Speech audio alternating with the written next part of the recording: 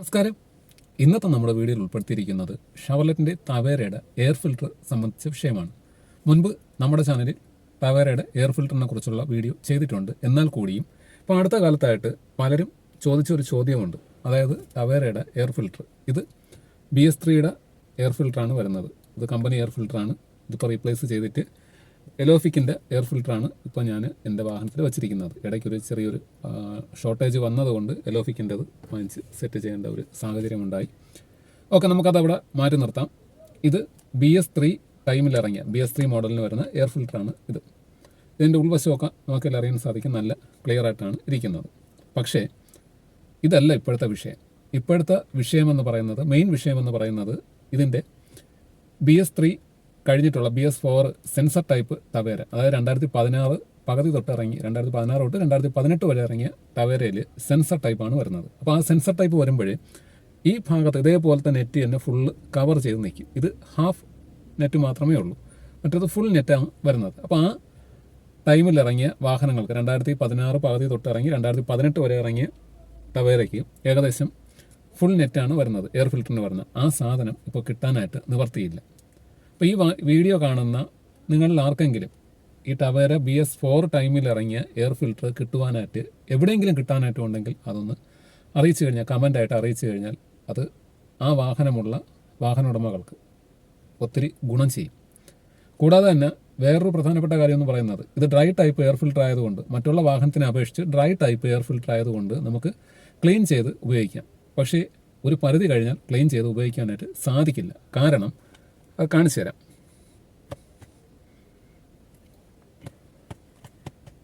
ഇതുപോലെ പൊടിഞ്ഞ് ഇളകും.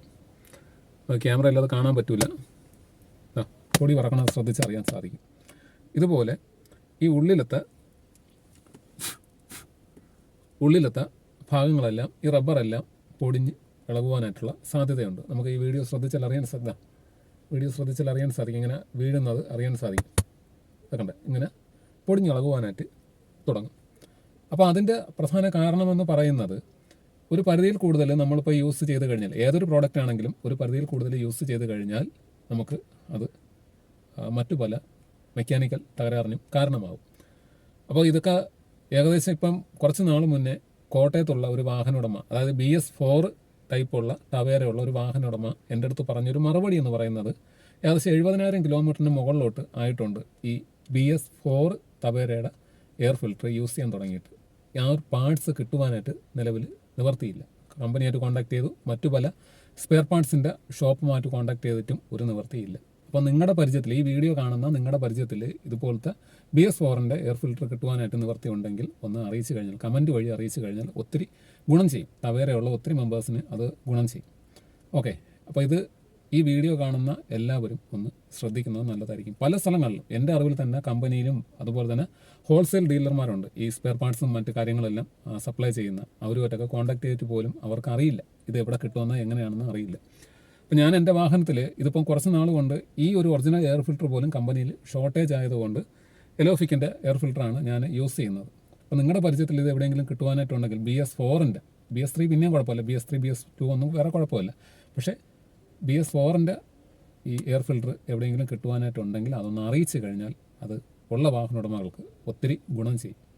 ഓക്കെ, മുൻപ് നമ്മുടെ ചാനലിൽ തന്നെ മഡ്ഫ്ലാപ്പിൻ്റെ കാര്യം, ഫൈബർ മഡ്ഫ്ലാപ്പിൻ്റെ കാര്യം പറഞ്ഞൊരു വീഡിയോ ഇട്ടിരുന്നു. പക്ഷേ ആരും ഒത്തിരി പേര് അത് കണ്ടിട്ടുണ്ടായിരുന്നു. പക്ഷേ ആരും അതിനെപ്പറ്റി ഒരു റിപ്ലൈ എവിടെ കിട്ടുമെന്നോ എങ്ങനെയാണെന്നോ ഒന്നും മറുപടി തന്നിട്ടില്ലായിരുന്നു.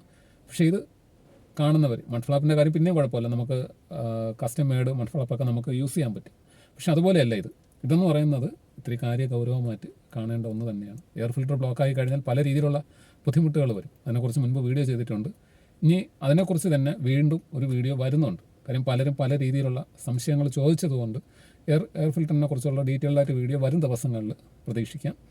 ഓക്കെ, ഇതിപ്പം എമർജൻസി ആയിട്ട് ചെയ്ത കാര്യമെന്ന് പറയുന്നത്, കാര്യം ഇതിപ്പോൾ പുറത്ത് നിന്ന് കാണിച്ചു തന്ന് ചെയ്യേണ്ട ഒരു വീഡിയോ ആണ്. പക്ഷേ പുറത്ത് നല്ല ഒച്ചയുണ്ട്, വെയിൽ കൂടുതലാണ്. അപ്പോൾ അതുകൊണ്ടാണ് ഞാൻ വാഹനത്തിൻ്റെ അകത്തിരുന്ന് ഇത് കാണിച്ചു തന്നത്. വാഹനത്തിൻ്റെ ഉള്ളിൽ അത്രയും പൊടിയായിട്ടുണ്ട്. ഓക്കെ, അപ്പം ഈ വീഡിയോ കാണുന്ന വാഹന ഉടമകൾ പ്രത്യേകം ഈ ഒരു കാര്യം ശ്രദ്ധിക്കണം. എല്ലാവരുടെ അറിവിലേക്ക് ഷെയർ ചെയ്യുന്നു. പ്രത്യേകിച്ച് തവേര BS4 BS3 ഉള്ള വാഹന ഉടമകളും ഇതൊന്ന് ശ്രദ്ധിക്കണം.